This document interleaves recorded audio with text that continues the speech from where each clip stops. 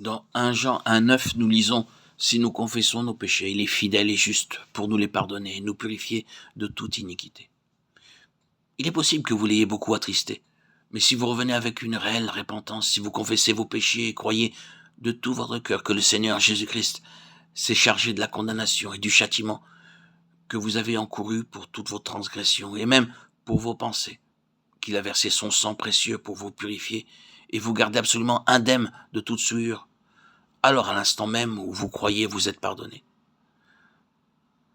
Si avec la même humilité nous confessons, nous aussi, nos péchés, et obéissons à ses paroles, confiant dans sa miséricorde et sa compassion, il nous pardonnera et nous restaurera.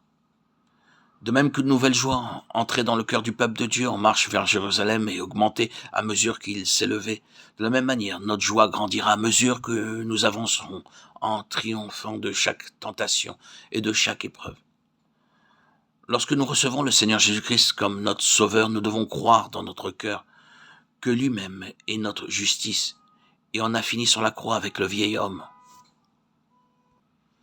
À ce moment-là, Dieu ne tolérera pas que des impies nous causent du tort. Psaume 125,3. Lui-même peut nous punir, mais il ne leur permettra pas de nous toucher. Nombre 23, 1 à 9 nous relate comment le roi Balak avait promis à Balaam une grande récompense s'il maudissait le peuple d'Israël. Bien qu'ils se fussent rebellés contre lui, le Seigneur ne le permit point. Le jour où les Israélites quittèrent l'Égypte sur l'ordre de Dieu, ils avaient aspergé les montants des portes et les linteaux avec le sang de l'agneau immolé. Aux yeux du Seigneur, ils étaient devenus justes malgré leur désobéissance, par l'effusion de ce sang et la foi. Constatez que si Dieu nous punit pour notre sottise et notre désobéissance, il ne souffrira pas que des impies, quels qu'ils soient, nous causent du tort. Ils essaieront d'y parvenir par toutes sortes de manières, mais le peuple de l'Éternel a l'assurance qu'il sera bien protégé. Aucun instrument formé contre toi ne réussira, et toute langue qui se lèvera contre toi en jugement, tu la condamneras. C'est là l'héritage des serviteurs de l'Éternel, et leur justice est de par moi, dit l'Éternel. Ésaïe 54, 17. Il est possible que Dieu nous corrige comme un père plein d'affection pour nous rendre participants de sa sainteté. Hébreux 12, 9, 10. Alors que les impies nous manifestent leur haine et leurs inimitiés en essayant de nous causer du tort. Revendiquons la justice de Dieu comme étant la nôtre, et en même temps remercions le Seigneur Jésus pour son sang précieux par lequel nous sommes purifiés. Et disons, Seigneur, nous sommes ton peuple, même si nous t'avons attristé.